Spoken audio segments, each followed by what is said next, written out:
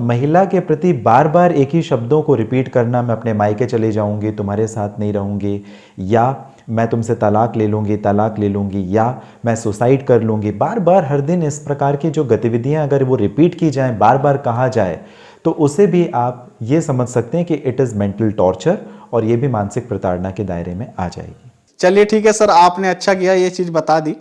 तो कुछ पुरुष जो हैं हमारी वीडियो जो देख रहे हैं, काफी हद तक तो पुरुष ही देख रहे हैं, तो वो इस चीज से सावधान रहें। थोड़ा बहुत अगर है तो पिट लेना चाहिए, जिससे आप समाज में हंसी के पात्र ना बने, कानून भी ऐसा समझता है। दोस्तों, आपने हमारा लास्ट वीडियो जरूर देखा होगा जिसमें हमने आपको तलाक के 5 रीजन बताए थे कि किस वजह से आजकल शादियां इतनी टिकती नहीं है, और इसमें दोनों ही पक्षों की बहुत सारी गलतियां होती है। लेकिन अभी हमने एक सर्वे कराया जिसमें हमें पता चला कि शहरों में खासतौर पर अगर मैं बात करूं तो लड़कियों की तरफ से प्रॉब्लम ज्यादा आ रही है, यानी कि जो लड़के हैं या उनके पेरेंट्स हैं वो ज्यादा प्रॉब्लम फेस कर रहे हैं। तो आज हमने अपने चैनल पर एक गेस्ट को बुलाया है। तो सबसे पहले मैं बहुत बहुत स्वागत करता हूं अशोक जी आपका। बहुत शुक्रिया आपका, बहुत धन्यवाद जी सर, एक छोटा सा परिचय अगर आप हमारे दर्शकों को दे देंगे तो बहुत अच्छा रहेगा सर। मैं अशोक पांडे हूँ और मेरा जो प्रोफेशन है वो वकालत का है। काफ़ी लंबे समय से मैं यूट्यूब वीडियोस भी कर रहा हूँ, जहाँ पर मैं कोशिश कर रहा हूँ लोगों को अवेयरनेस देने की, और ख़ासकर पारिवारिक मामलों की, जहाँ पर जो बढ़ते तलाक के मामले हैं, चाहे डोमेस्टिक वायलेंस के केसेस हैं या हस्बैंड के लिए जो क्रूएलिटी होती है, इन सारे संबंधित टॉपिक्स पे हमारी जो टीम है ऑनलाइन लीगल एडवाइस की, हमने 800 से ज़्यादा वीडियोस कवर किए हुए हैं। और यूट्यूब में भी हमारा एक चैनल है ऑनलाइन लीगल एडवाइस के नाम से, जहां पर आप हमें मेंशन कर सकते हैं अगर आप हम तक पहुंचना चाहते हैं या अप्रोच करना चाहते हैं तो। जी बिल्कुल, इनका सर का लिंक आपको नीचे डिस्क्रिप्शन में मिल जाएगा, तो आप इनके चैनल को भी जरूर सब्सक्राइब कीजिएगा। आपकी जो एक्सपर्टीज है वो इसी घरेलू मसलों में ज़्यादा रहती है। हाँ जी, पारिवारिक मामले कह सकते हैं या फैमिली लॉयर कह सकते हैं आप। आज के विषय में हम बात करने वाले हैं कि लड़के वालों को क्या प्रॉब्लम फेस करनी पड़ती है, तो उसी का सॉल्यूशन हम आपसे चाहेंगे कि आप हमें और हमारे दर्शकों तक बताएं सर। तो एक एक करके मैं आपके सामने प्रॉब्लम रखता हूं। तो सबसे पहली प्रॉब्लम जो हमारे सामने आई है सर निकलकर, यहां पर सर मैं पहला सवाल आपसे लेना चाहूंगा कि अगर लड़की वाले शादी में 1 लाख रुपए लगाते हैं, लेकिन वो जब क्लेम कर रहे हैं वो कर रहे हैं 10 लाख रुपए का, तो उसका क्या सोल्यूशन है? लड़के वाले क्या करें ऐसी स्थिति में? देखिए, 2-3 स्थितियों को आपको ज़रा समझना पड़ेगा। सबसे पहली स्थिति ये है कि जो कानून है वो महिलाओं को संरक्षण देता है, और जो संरक्षण है महिलाओं के प्रति वो थोड़े ज़्यादा हैं। यदि आप बात करें और कंपेयर करें पुरुषों से, तो महिलाओं के संरक्षण से संबंधित जो कानून है, प्रोटेक्शन से संबंधित, वो ज़्यादा है। तो जिसका कई बार फ़ायदा तो उठाया जाता है, लेकिन जब कभी वो नाजायज़ फ़ायदे की बात आ जाती है, वहाँ पर एक दिक्कत और परेशानी शुरू हो जाती है। तो इसमें जैसा आपने स्पष्ट, आपका सवाल है कि शादी में आपने 1 लाख रुपए खर्चे किए, और जब आप डाइवोर्स के लिए जाते हैं या सेपरेशन के लिए जाते हैं, तो महिला की तरफ से 10 लाख रुपए या 20 लाख रुपए का क्लेम आता है, तो ये नाजायज़ है। इसके बारे में मैं ये कहना चाहता हूँ कि सबसे पहले तो कभी भी आपको ना तलाक या शादी के समय आपको ना डावरी लेना है, दहेज लेना है, ना देना है। और विदेशों में क्या होता है, एक प्री नैपुचल अग्रीमेंट की कंडीशन होती है, जहाँ पर सारी टर्म्स एंड कंडीशन पहले ही डिस्क्राइब की जाती है, लेकिन इंडिया में ऐसा नहीं है। लेकिन उसके बावजूद अगर आपको ऐसी स्थिति लगती है कि आपका शोषण हो सकता है, आपको फाइनेंशियली परेशान किया जा सकता है आगे आने वाले समय पे, तो उसके लिए आप स्पष्ट तौर पर जो भी आपका सेटलमेंट अमाउंट है वो प्रिंसिपली आप पहले से डिसाइड करके रख लें कि भाई अगर मेरा डाइवोर्स की कंडीशन आती है या विमेन की तरफ से ज़्यादा परेशानी आती है, उनके घर वालों की तरफ से प्रेशर आता है, तो मान लीजिए अगर उनका 1 लाख रुपए शादी में खर्चा हुआ है,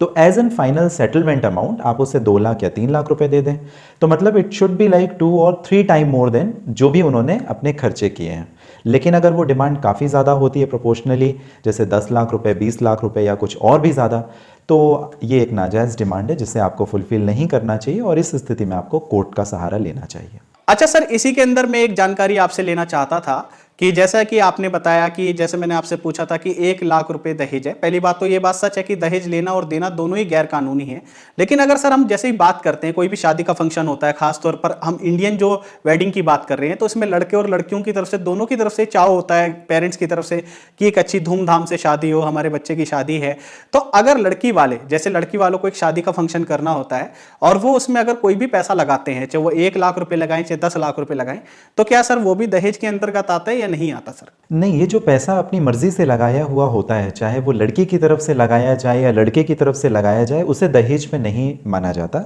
दहेज का सीधा सा मतलब आप आसान शब्दों में यदि ये समझें तो उसका कानून भी ये कहता है कि जो अनवांटेड डिमांड है और आपकी तरफ से बीइंग अ लड़का होने की वजह से आप जो डिमांड कर रहे हो और ये डिमांड सामने वाला अपनी मर्जी से नहीं दे रहा है, आपने उनके ऊपर एक अनड्यू इन्फ्लुएंस किया या उनके ऊपर दबाव या ज़बरदस्ती एक प्रभाव डाल करके वो पैसे लेने की जो कोशिश की, उसे हम दहेज मान सकते हैं। तो इस हिसाब से यदि दोनों की सहमति से जो पैसे खर्च किए जाते हैं शादी के समय, चाहे वो लड़की के तरफ से हो या लड़के, उसे हम दहेज नहीं कहते हैं। अच्छा, तो फिर डाइवोर्स के टाइम पर फिर लड़के वालों की तरफ से, मतलब लड़के वालों पर क्लेम किस बात का किया जाता है कि भाई आपको इतना पैसा देना पड़ेगा? मतलब ऐसा क्यों होता है? जब क्योंकि लड़की वालों ने जो पैसा लगाया, चाहे वो 1 लाख रुपए चाहे 2 लाख रुपए हो, और शादी से पहले लड़के वालों ने कहा कि भाई आपकी जो भी स्थिति हो, आप जो करना चाहें वो आप अपनी स्वेच्छा से कर सकते हैं, हमारी तरफ से कोई प्रेशर नहीं है आप पर, तो फिर उसमें लड़के वालों पर क्लेम किस बात का होता है सर डाइवोर्स के टाइम पर? फिर इसमें सबसे महत्वपूर्ण बात यह है कि हमको ज़रा हमारे कल्चर और सोसाइटी को थोड़ा समझना पड़ेगा। जहाँ पर पुराने समय में क्या होता था, विमेन की एक डिप्राइव्ड सिचुएशन थी, मतलब दबे हुए तलबे की तरफ उन्हें देखा जाता था, उन्हें दबाया जाता था, चाहे वो मर्दों की तरफ या पुरुषों की तरफ से हो, और समाज में जो उनकी स्थिति थी वो एक कमज़ोर स्थिति थी। समय आने के बाद परिवर्तन हुआ, लेकिन आज भी दूसरे देशों की तुलना में हमारे देश में इतनी ज़्यादा परिपक्वता नहीं आई है। तो इस वजह से यदि आप समझें तो जो शादी का खर्च है वो एक बात होती है, लेकिन जो क्लेम किया जाता है, चाहे वो एलिमनी का क्लेम हो, एलिमनी मतलब ये होता है कि जब पति और पत्नी का सेपरेशन होता है, तलाक होता है,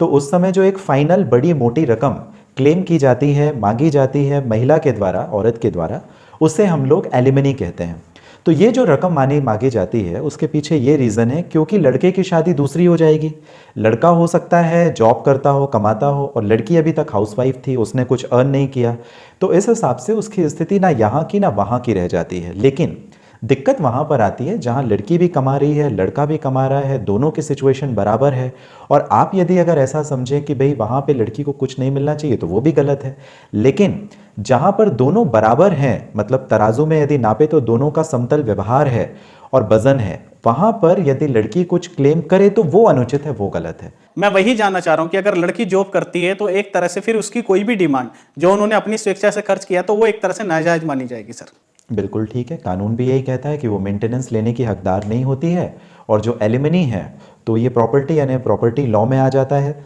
और इसके हिसाब से जिसने जो कमाया है उसका हक होता है। तो इस कंडीशन पर मर्दों को, पुरुषों को डरने की आवश्यकता नहीं है कि उनके कमाई हुई जितनी भी धनराशि है वो एक झटके में साफ हो जाएगी। इसके लिए कानून स्पष्ट है, यदि महिला कमा रही है और उसने जो भी अपनी मेहनत से कमाया वो उसका है, पति ने जो अर्जित किया वो उसका है, लेकिन कंडीशन तब जब दोनों ही जॉब कर रहे हैं और दोनों ही वेल सेटल पोजीशन पे हैं तब। चलिए सर, अब मेरा तीसरा सवाल आपसे इस बारे में था कि अगर लड़की के घर वाले या लड़की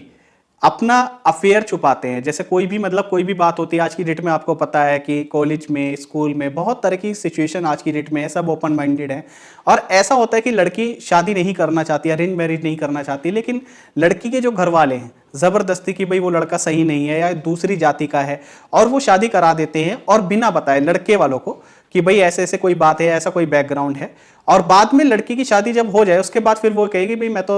डिवोर्स लेना चाहती हूँ, मैं तो अलग होना चाहती हूँ, मैं तो शादी करना ही नहीं चाहती थी। तो अब इस सिचुएशन में सर लड़के वालों की तो कहीं कोई गलती नहीं है, उन्हें तो कोई भी बात नहीं बताई गई। पहली बात तो मेरे हिसाब से कि लड़की की शादी करनी ही नहीं चाहिए बिना उसकी स्वेच्छा के। फिर भी लेकिन कई जगह ये बात पाई जाती है कि लड़की के पेरेंट्स उस टाइम पर चाहे इमोशनली आप कहें, ब्लैकमेल करें या कुछ भी है, कि उनकी शादी करा देती है और बाद में लड़के वालों की जिंदगी खराब होती है, और फिर उनसे डिमांड भी अलग अलग तरह की जाती है। तो उसमें इस सिचुएशन में लड़के वाले अपना बचाव कैसे करें सर? बहुत महत्वपूर्ण है, जब भी आप शादी के लिए जाएं, चाहे आप किसी भी तरफ से हैं, आपकी जो स्थिति है आप उसे बिल्कुल क्लियर करें। अगर आपका पहले अफेयर था तो आप बता सकते हैं, अगर आप किसी शारीरिक या मानसिक तौर पर परेशान हैं तो भी आप क्लियर कर सकते हैं, और ये दोनों ही पक्षों के लिए बात बराबरी से लागू होती है।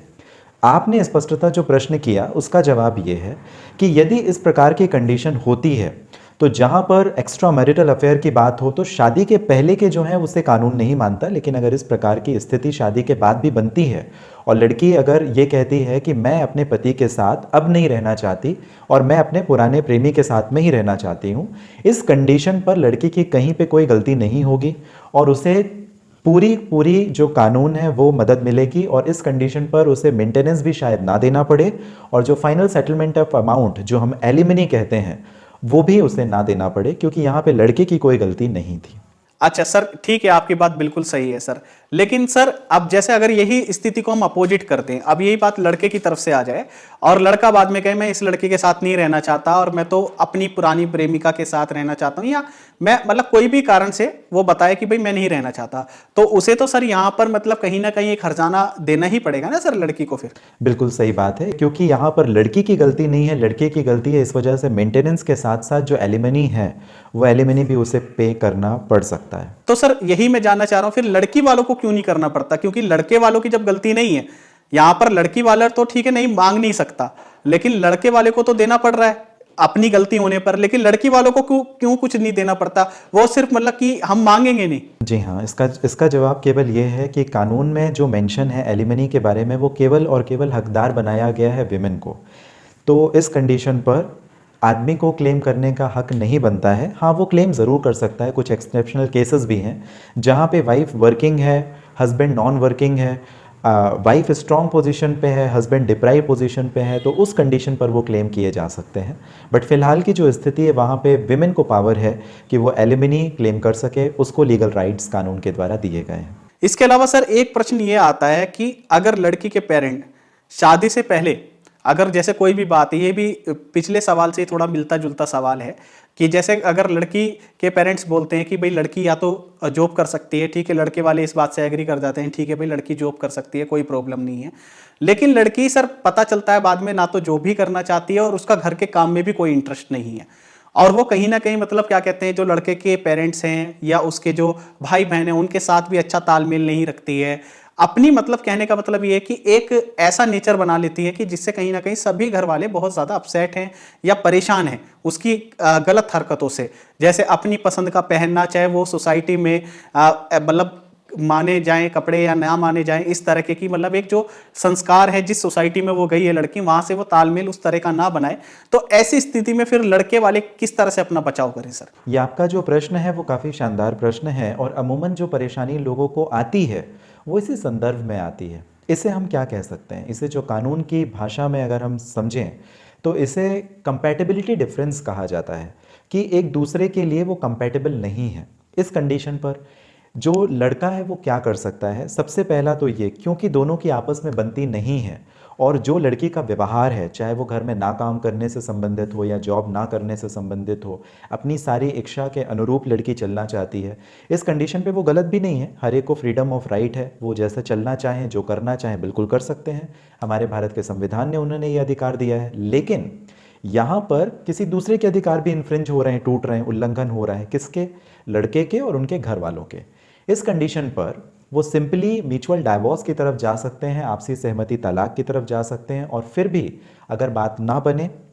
और कहीं ना कहीं अगर मेंटल क्रूएलिटी का ग्राउंड शो होता है तो वो सेपरेशन भी ले सकते हैं, यानी लड़की से अलग भी रह सकते हैं। क्योंकि कई ऐसे मामले होते हैं जहाँ पर हो सकता है दोनों के व्यवहार एक दूसरे को पसंद ना आए, खासकर जैसा आपने संदर्भित लड़की से संदर्भ में जो प्रश्न किए, तो यदि लड़की का कुछ व्यवहार लड़के या उनके परिवार वालों को पसंद नहीं आता है, उस कंडीशन पर यह भी एक ग्राउंड बन जाता है तलाक का, बशर्ते आपको क्रूएलिटी साबित करनी पड़ेगी। तो अगर इस लेवल का व्यवहार है लड़की का जहां पर वो अपना क्रूएल बिहेवियर शो कर सके और मानसिक तौर पर या शारीरिक तौर पर प्रताड़ित कर सके हस्बैंड या उनके परिवार के सदस्यों को, तो ये भी एक सेपरेशन का आधार बन जाता है, अलग होने का आधार बन जाता है, और साथ ही तलाक का भी आधार बना देता है। मेरा अगला सवाल आपसे ये था, मानसिक और शारीरिक जो प्रताड़ना है वो पुरुषों की तरफ से औरतों को दी जाती है, या लेडीज हमेशा इस चीज़ की कंप्लेंट करती है, पुलिस स्टेशन में हो या कहीं पर भी हो, कि मुझ पर डोमेस्टिक वायलेंस किया जा रहा है या लड़के के जो घर वाले हैं मुझे मानसिक टॉर्चर करते हैं,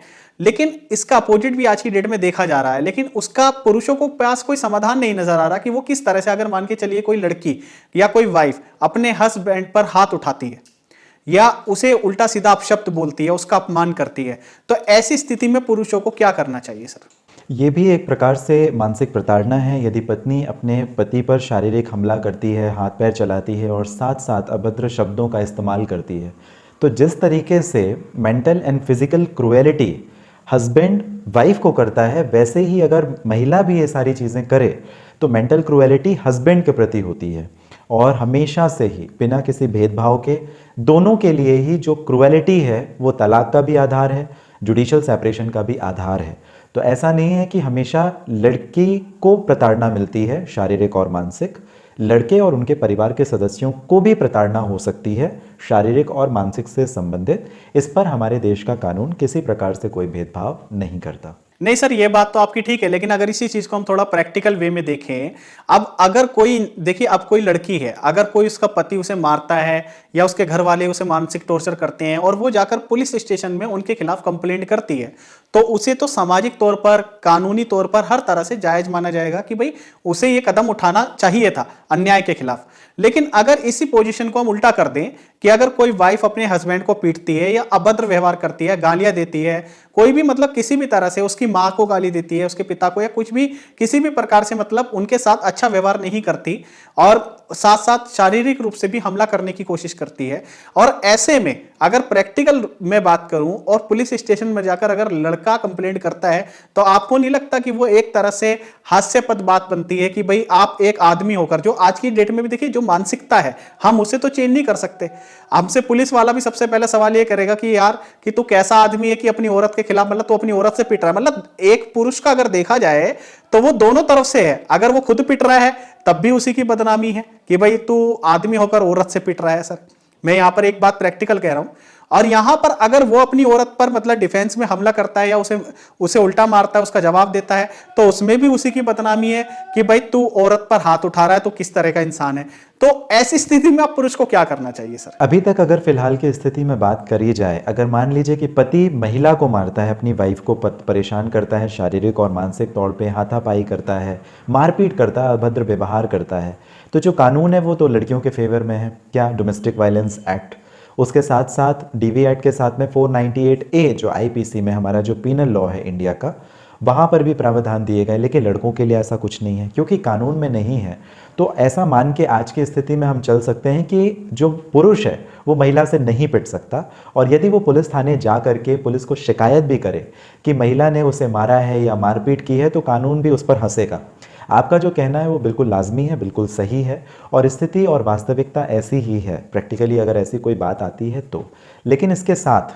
अगर नॉर्मल छोटी मोटी चोट है तब तो ठीक है, लेकिन अगर ज़्यादा चोट आ जाती है कभी पुरुषों को, जैसे महिला के साथ में लड़ाई झगड़ा हुआ, वहाँ पर उसने किसी हथियार से वार कर दिया या चाकू मार दी या कुछ ऐसा इस्तेमाल किया जिससे हाथ पैर टूट जाएं, तो इस कंडीशन पर एफआईआर दर्ज करानी चाहिए, और वहाँ पर कानून आपको हंसेगा नहीं आपके ऊपर, और वहाँ पर जो भी आईपीसी के प्रॉपर लेजिटिमेट सेक्शंस हैं वो इम्पोज होंगे, और इससे कोई फ़र्क नहीं पड़ता कि लड़की ने आपको मारा है या आपने उसे मारा है। जो भी मारपीट करेगा एक तो वो गलत है कानून की नज़र में भी, और अगर वो मारपीट ज़्यादा होती है तो डेफिनेटली आप अपनी वाइफ के खिलाफ भी एफआईआर दर्ज कर सकते हैं। आईपीसी में वेरियस प्रोविजंस हैं जिनके अंतर्गत। चलिए ठीक है सर, आपने अच्छा किया ये चीज बता दी। तो कुछ पुरुष जो हैं हमारी वीडियो जो देख रहे हैं, काफी हद तक तो पुरुष ही देख रहे हैं, तो वो इस चीज से सावधान रहें कि अगर आप भी ऐसी किसी बात का शिकार हैं तो आप इसमें अभी फिलहाल ऐसी कोई कानून आपके लिए नहीं बना है, तो आप थोड़ा बहुत तो आपको उस चीज के लिए मतलब अभ्यास करते रहना पड़ेगा। थोड़ा बहुत अगर है तो पिट लेना चाहिए, जिससे आप समाज में हंसी के पात्र ना बने, कानून भी ऐसा समझता है। लेकिन अगर वो ज़्यादा है तो फिर डेफिनेटली उसके लिए प्रोविजंस हैं आईपीसी में, आप जाके एफआईआर दर्ज करा सकते हैं। मैं आपको एक बात में रोकना चाहता हूँ। एक छोटी सी बात यह है कि जितने भी पारिवारिक मामले होते हैं, तो मेरा एक एक्सपीरियंस ये कहता है कि शारीरिक मामले काफ़ी कम होते हैं, मानसिक प्रताड़ना काफ़ी ज़्यादा होती है। क्यों? क्योंकि आपको एक ही छत के नीचे रहना पड़ता है, और महिला के प्रति बार बार एक ही शब्दों को रिपीट करना, मैं अपने मायके चले जाऊंगी, तुम्हारे साथ नहीं रहूंगी, या मैं तुमसे तलाक ले लूंगी, या मैं सुसाइड कर लूंगी, बार बार हर दिन इस प्रकार की जो गतिविधियां अगर वो रिपीट की जाएं, बार बार कहा जाए, तो उसे भी आप ये समझ सकते हैं कि इट इज़ मेंटल टॉर्चर, और ये भी मानसिक प्रताड़ना के दायरे में आ जाएगी। इसके साथ ही यहाँ पर सर मैं एक और बात ऐड करना चाहूंगा कि जैसे हमने अभी मानसिक प्रताड़ना की बात कर रहे हैं, जैसे लड़कियां ये तो धमकियां देती हैं मैं मायके चली जाऊंगी या मैं सुसाइड कर लूंगी इस प्रकार से, लेकिन इसके साथ साथ सर आज जो कानूनों की बात आती है, जो कानून की, जैसे आपने स्टार्टिंग में भी कहा कि आज के समय में जो कानून है वो अधिकांश औरतों के हक में बनाए गए हैं। अगर पुरुषों की तुलना में देखा जाए तो वो कहीं ना कहीं इस चीज की, अगर खुद भी गलत है, कोई गलत व्यवहार कर रही है, कोई गलत बात कर रही है, और उसमें भी अपनी मनमर्जी करने के बाद भी अगर उन्हें कोई समझाता है है तो उल्टा उन्हें ये धमकी देती है कि मैं तुम्हें क्या कहते हैं अंदर करा दूंगी, तुम्हें जेल भिजवा दूंगी, तुम्हारे सब घर वालों को बंद करा दूंगी, तुम पर ये डोमेस्टिक वायलेंस का केस लगा दूंगी, ऐसा कर दूंगी, वैसा कर दूंगी। तो ऐसी स्थिति में अब पुरुष अपना बचाव किस प्रकार कर पाएगा सर? बहुत अच्छा आपका सवाल है, लेकिन इसके पहले एक मैं ज़रा छोटा सा क्लैरिफिकेशन देना चाहता हूँ।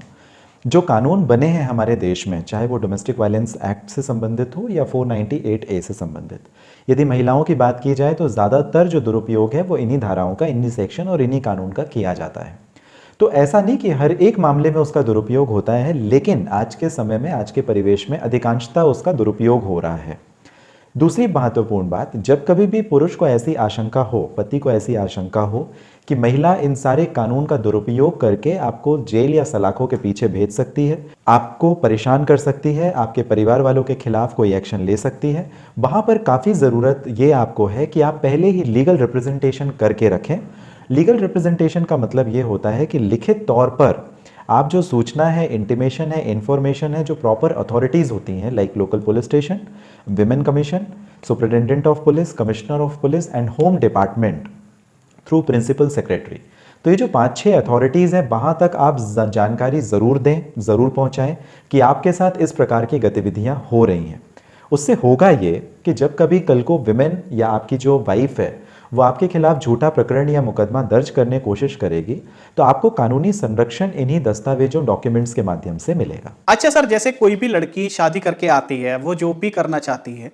तो यहाँ पर सर लड़के की सहमति कितना मायने रखती है, पहली बात। और दूसरी बात, अगर वो जॉब करना चाहती है और लड़के या लड़के के पेरेंट्स कभी लड़की पर कोई कमाई का या किसी भी प्रकार का दबाव नहीं बनाते कि भाई तुम्हें 2 पैसे कमा कर लाने हैं, लड़का घर चला रहा है अपना अच्छे से और कहीं किसी भी प्रकार की कोई कमी नहीं होने दे रहा है, उसके बाद भी लड़की जॉब करना चाहती है, तो वो तो उसकी एक चॉइस हो सकती है। लेकिन अगर लड़की ये कहती है भाई मैं जॉब तो करूंगी लेकिन मैं फलानी जगह जाकर करूंगी या उस एरिया में जाकर करूंगी, जहां पर मतलब कहने का अर्थ ये कि शादी का कोई तुक नहीं रह जाता। अगर मान के चलिए लड़की एमपी से बिलोंग करती है, लड़का एमपी से बिलोंग करता है और लड़की कहती है मैं तो मुंबई जाकर जॉब करूंगी, तो ऐसी स्थिति में और लड़की की परमिशन नहीं है या लड़के के पेरेंट्स की परमिशन नहीं कि भाई ऐसा उन्हें करना चाहिए, अगर जॉब करनी है तो वो एमपी में ही रहकर करे, तो ऐसी स्थिति में लड़के वाले क्या कर सकते हैं, उनके पास क्या है सर? तो कुल मिलाकर के यदि देखा जाए तो ये लड़की की खुद की स्वतंत्रता है, इसमें बहुत ज़्यादा कुछ तो नहीं किया जा सकता, लेकिन हाँ फिर भी अगर इस प्रकार के डिस्टर्बेंसेस आते हैं तो भी इसे एक मेंटल क्रुएलिटी में आप कंसीडर कर सकते हैं, क्योंकि यहाँ पर हो सकता है पति या उनके परिवार के जो सदस्य हैं उनकी कुछ अपेक्षा हो और उस अपेक्षा को पूरा नहीं कर रही है लड़की, लेकिन उसके बावजूद, क्योंकि कानून की यदि बात करें तो उसने बराबर का दर्जा सभी को दिया हुआ है, आपको, मुझे, महिला पुरुष में कोई भेदभाव नहीं करता, तो इसका स्पष्ट रूप से ये आंसर है कि वो करना चाहे तो निश्चित रूप से कर सकती है, लेकिन फिर भी क्योंकि ये जवाबदारी दोनों की ही है कि वो अपने जो रिलेशन है, अपने रिश्ते को बराबरी से, सही ढंग से चलाएं, तो उसके लिए उनको बीच का एक रास्ता निकालना पड़ेगा और आपसी सहमति के द्वारा निकालना पड़ेगा। यही इसका उत्तर हो सकता है, बिकॉज कानून किसी भी तरह से किसी को रिस्ट्रिक्ट नहीं करता कि आप इस जगह पे जाएं, नौकरी करें या ना करें। नहीं सर, ये बात बिल्कुल ठीक है, लेकिन जैसे कुछ लड़कियां मायके चली जाती हैं बार बार, तो यहाँ पर पुरुषों के पास मैंने सुना था कि एक अधिकार है सेक्शन 9 के तहत, कि सेक्शन 9 के तहत वो अपनी पत्नी को वापस अपने घर ला सकते हैं या उन्हें इस चीज के लिए मजबूर कर सकते हैं कि भाई आपको, जब आपने शादी की है तो अब आपको हमारे साथ रहना चाहिए। तो ऐसी स्थिति में मैं आपसे जानना चाहता हूं कि सर ऐसी स्थिति का प्रयोग कब किया जाता है और क्या ये करना उचित होता है या नहीं होता सर? इसे हम रेस्टिट्यूशन ऑफ कॉन्जुगल राइट कहते हैं। रेस्टिट्यूशन ऑफ कॉन्जुगल राइट का मतलब ये होता है कि जब बेवजह, बिना किसी कारण पति और पत्नी एक दूसरे से अलग रहें। मान लीजिए पत्नी बार बार अपने मायके चली जाती है, घर छोड़कर चली जाती है, या जहां वो जॉब करती है वहां चली जाती, पति के पास नहीं आती बार बार बुलाने के बावजूद। इस कंडीशन पर जो अपोजिट स्पाउस यानी हस्बैंड है, उसको कानून ने अधिकार दिया है कि आप अपनी पत्नी को वापस बुला सकते हैं। बुलाने के लिए पहले आपको लीगल नोटिस भेजना पड़ता है और फिर कोर्ट जाना पड़ता है। कोर्ट वापस वाइफ को पूछती है कि भाई आप बेवजह का अलग नहीं रह सकते, क्योंकि अगर आपने शादी की है तो दोनों को एज एन हस्बैंड वाइफ रहना चाहिए। तो जब कभी कोर्ट पूछती है और कोर्ट को अगर उचित कारण नहीं मिलता कि बिना किसी कारण के वाइफ अलग रह रही है, तो कोर्ट वाइफ को डायरेक्ट कर सकती है, रिस्ट्रिक्ट कर सकती है कि आप अपने हस्बैंड के साथ में ही रहो। और अगर ऐसा फिर भी नहीं करती वाइफ, तो ये एक आधार बन जाता है तलाक का। तो रेस्टिट्यूशन ऑफ कॉन्जुगल राइट कहा जाता है इसे, और ये काफ़ी इंपॉर्टेंट है। और ये इस वजह से भी इम्पॉर्टेंट हो जाता है क्योंकि अगर लड़का चाहे तो जब कभी औरत उसकी वाइफ घर छोड़ करके चली गई और अलग रहना शुरू कर देती तो उसे ये भी डर लगा रहता है कि अब मेरे को झूठे किसी मामले में ना फंसा दे। तो इस कंडीशन पर वो सिंपली अगर आरसीआर का केस भी फाइल कोर्ट में कर देता है तो इन सारे झूठे प्रकरण में मुकदमों में 498 डोमेस्टिक वायलेंस के जो केसेस होते हैं, डावरी से संबंधित जो केसेस होते हैं, उसमें फंसने की उनकी गुंजाइश काफ़ी नल के बराबर हो जाती है और वो एक तरीके से कोर्ट में ये साबित कर देते हैं कि गलती हमारी नहीं है, गलती इनकी है, क्योंकि ये बेवजह बिना कारण हमसे अलग रहना शुरू इन्होंने कर दिया है। नहीं सर, वो बात तो ठीक है, लेकिन जैसे अब यहाँ पर तो कोई भी अगर लड़की मान के चलिए, ऐसा फॉर एग्जांपल हम मान के चलते हैं कि लड़के ने सेक्शन 9 के तहत उन्हें लीगल नोटिस भेज दिया और कोर्ट में उन्हें पेश होना पड़ता है, फिर वो कोर्ट जाते हैं और कोर्ट में लड़की ये कहती है कि भाई ये तो मुझे परेशान कर रहे थे, तो मुझे टॉर्चर कर रहे थे, बिना किसी कारण के वो रह रही है। लेकिन या मैं इसमें एक बात और ऐड कर देता हूं, ऐसी भी सिचुएशन मेरे सामने आई है कि फलानी जगह लड़की का पहले से अफेयर है और वो वहीं पर जॉब कर रही है, और लेकिन ये बात वो अब अदालत में तो कहेगी नहीं वहां पर मेरा अफेयर। कोई भी इंसान खुद को तो गिल्टी नहीं दिखाएगा कि भाई वहां पर मेरा अफेयर है और मैं तो इसलिए वहां पर फलानी जगह जॉब कर रही हूं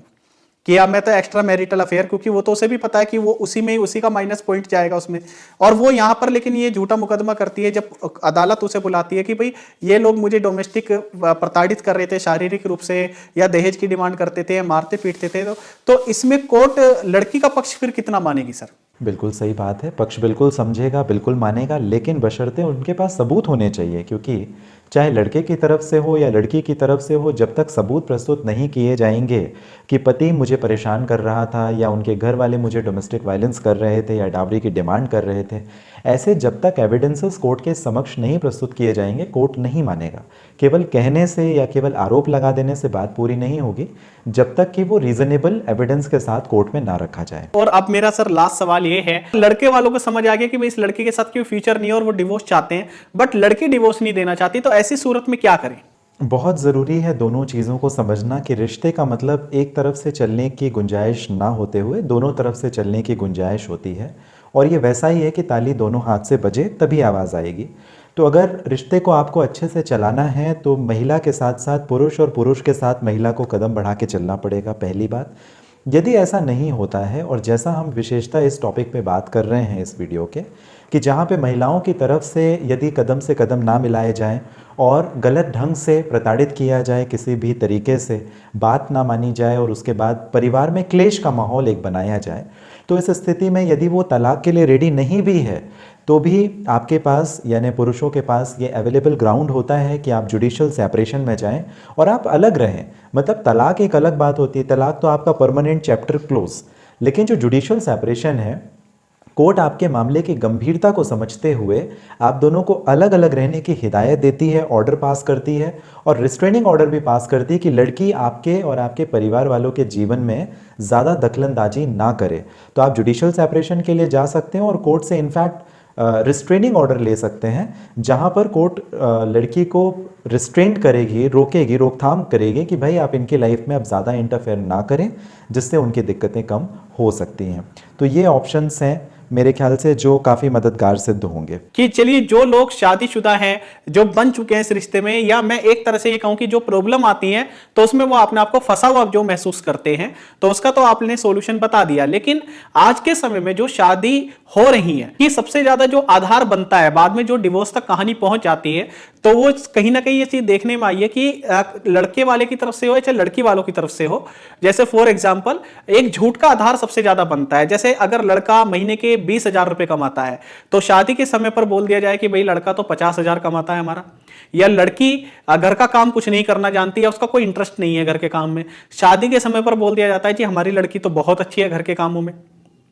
तो इस प्रकार से जो ये झूठ सच होता है, तो क्या इसका कोई ऐसा एक मतलब कोई सॉल्यूशन है कि अगर हम चाहें, या मतलब लड़का या लड़की के परिवार वाले चाहे, तो इसका एक लिखित रूप में पहले से एक मतलब ये हो कि जो भी आप बोल रहे हैं वो आप हमें लिखित रूप में लिखकर दे दीजिए, चाहे लड़के वाले हो चाहे लड़की। जैसे लड़के वालों की तरफ से कहा जाता है जी हमारा लड़का तो कोई ड्रिंक नहीं करता, स्मोक नहीं करता, बाद में पता चलता है भाई लड़के में तो 70 रैप है, वो तो शराब भी पी रहा है, सिगरेट भी पी रहा है और सब गलत काम करता है। तो आप समझ रहे हैं मैं क्या चीज कहना चाह रहा हूं? जो मुझे लग रहा है कि ये सबसे बड़ा आज की डेट में मुझे ऐसा लग रहा है कि रिश्ते टूटने का सबसे बड़ा कारण क्या है कि हम मतलब स्पष्टीकरण नहीं करते। जब रिश्ता करते हैं तो उस टाइम तो हम गुड़ से भी ज्यादा मीठे बन जाते हैं, और जब रिश्ते टूटने की नौबत आती है तो हम नीम से ज्यादा कड़वे हो जाते हैं। आपको नहीं लगता कि ऐसा कुछ होना चाहिए कि जिसमें पहले से अगर जो इंसान बोल रहा है कि भाई मेरा लड़का 50,000 कमा रहा है, तो लड़के के घर वाले, लड़का खुद उस चीज पर साइन करे जी मेरी मंथली इनकम इतनी है या जो भी है, तो उससे कहीं ना कहीं इंसान लिखता हुआ, बोलते हुए तो इंसान डरता नहीं है लेकिन लिखता हुआ शायद डरे इस चीज से। क्या इसका कोई सोल्यूशन ऐसा कुछ निकल सकता है सर? आपका वाजिब प्रश्न है, और यदि इस प्रश्न का समाधान निकल जाए तो शायद ज़्यादा से ज़्यादा जो तलाक के केसेस हैं वो बचाए जा सकते हैं, घर अच्छे से चल सकता है। लेकिन अगर हम टेक्निकली और प्रैक्टिकल जो अप्रोच है अगर उसे फॉलो करें तो विश्वास में बात चलती है। दूसरी महत्वपूर्ण बात यह है कि कंपैटिबिलिटी, क्योंकि शादी के पहले हमें गुंजाइश नहीं रहती, हमें केवल ये अपेक्षा रहती है कि हमारा एक रिश्ता जो है वो अच्छा चलेगा। लेकिन चलेगा या नहीं चलेगा वो तो जब आप रिश्ते में एंटर कर जाते हैं, आ जाते हैं, तभी आपको पता चलता है कि ये चल रहा है अच्छे तरीके से आपका रिश्ता या नहीं। तो ज़्यादातर जो मामले होते हैं जहाँ झूठ का सहारा लिया जाता है, उन सभी मामलों के लिए हमने जैसे शुरू में भी वीडियो के बात की थी कि विदेशों में एक सिस्टम है, खासकर जो यूरोपियन कंट्रीज़ हैं वहाँ पे एक सिस्टम है प्री नैप्यूचल अग्रीमेंट का। तो इसी प्रकार से यदि हमारे भारत में भी कोई कानून आ जाए, जो कि फ़िलहाल तो नहीं है, और ये कानून ये वैलिडिटी प्रदान कर दे कि अगर आपने कोई प्री नैप्यूचल अग्रीमेंट यानी शादी के पहले ही कुछ करार किए हैं और वो करार सही होने चाहिए, यदि वो करार जो अग्रीमेंट्स के पॉइंट हैं अगर वो गलत हैं तो उन्हें ख़त्म किया जा सकता है, और इनफैक्ट उसी के आधार पर आप तलाक भी ले सकें, तो इसमें भी कोई गलत बात नहीं है। तो मुझे लगता है कि कानून में थोड़े यदि बदलाव आएँ और उस बदलाव के तहत यदि प्री नैप्यूचल अग्रीमेंट बनाने और उसके एग्जीक्यूशन की परमिशन इंडियन कोर्ट और भारत के कानून को यदि दे दी जाए तो काफ़ी सारे रिश्तों में सुधार आ सकता है, और जो बिगड़ने वाले रिश्ते हैं उनको नीम की तरह कड़वापन थोड़ा कम करके आसानी से उन मामलों को ख़त्म किया जा सकता है। ये मुझे लगता है कि एक बेहतर विकल्प हो सकता है आपके प्रश्न का, है ना? क्योंकि मुझे भी ऐसा लगता है कि 100 में से 90 रिश्ते टूटेंगे नहीं, क्योंकि झूठ ही एक सबसे बड़ा आधार बनता है। जब रिश्ता इंसान करता है तो उस टाइम तो वो बहुत बड़ा चढ़ाकर बोल देता है, अपने बच्चों की तारीफ खुलकर करते हैं पेरेंट्स। ये मैं दोनों ही पक्षों की बात कर रहा हूं, इसमें मैं सिर्फ लड़की की गलती नहीं निकाल रहा हूं। लेकिन यहां पर सबसे बड़ी बात यही आती है बाद में, अगर इंसान फिर लिखते हुए, साइन करते हुए तो हमेशा डरता है कि भाई जो बात मैं लिख रहा हूं फिर कल को वो बात कल को मेरे भी अगेंस्ट जा सकती है। तो सर अभी अगर ठीक है, मैं मानता हूं कि कोई लॉ तो ऐसा नहीं बना इंडिया में, लेकिन फिर भी क्या हम महिला आयोग के माध्यम से या जैसे कोई भी मतलब एडवोकेट के माध्यम से क्या कोर्ट में पहले से ऐसे कोई डॉक्यूमेंट वगैरह सबमिट कर सकते हैं? कुछ ऐसा हो सकता है अगर हम अपने बिहाफ पर करना चाहें? कानून तो नहीं बना है। यदि आप अपनी अथॉरिटी में कोई इस प्रकार के दस्तावेज या डॉक्यूमेंटेशन बनाना चाहें तो बिल्कुल बना सकते हैं, but those documents are not executable in the court of law. आप उसे एग्जीक्यूट नहीं कर सकते, ये एक परेशानी आएगी। तो इस वजह से अगर पार्लियामेंट हमारी एक कुछ नया कानून बनाए या अगर स्टेट लेजिस्लेशन कुछ नए कानून बनाए तो उससे काफ़ी सारे मामलों को गंभीरता से देखते हुए उसको समाधान के लिए काफ़ी आसानी होगी। और आपका जो विकल्प है और जो आपने एक सुझाव दिया वो मेरे ख्याल से काफ़ी बेहतर रहेगा यदि आगे आने वाले समय पे हमारे देश में इस प्रकार के कोई कानून आए और जिससे लोगों को मदद मिल सके। तो I am 101% agree from your point. जी, तो अशोक जी और मेरा तो समर्थन है दोस्तों। बाकी आप लोग कमेंट करके बताइए कि आपको लगता है कि एक ऐसा कानून आना चाहिए जिसमें पहले से ही दोनों ही पक्षों की बात जो भी वो कह रहे हैं शादी के समय पर वो लिखित रूप में हो जाए, चाहे उसमें किसी भी बारे में बात हो। तो अगर आप भी हमारी बात से एग्री करते हैं तो प्लीज इस वीडियो को ज्यादा से ज्यादा शेयर कीजिए अपने दोस्तों में, और जो भी इस प्रॉब्लम से जूझ रहे हैं उन्हें काफी हेल्प मिलेगी। और आपको वीडियो पसंद आया हो, अशोक जी ने जो सॉल्यूशन दिए हैं वो पसंद आया हो, तो प्लीज इनके भी चैनल को सपोर्ट कीजिए, हमारी इस वीडियो को लाइक कीजिए, चैनल को सब्सक्राइब कीजिए, और अगर आप ये वीडियो फेसबुक पर देख रहे हैं तो इसे पेज को फॉलो करना ना भूलें।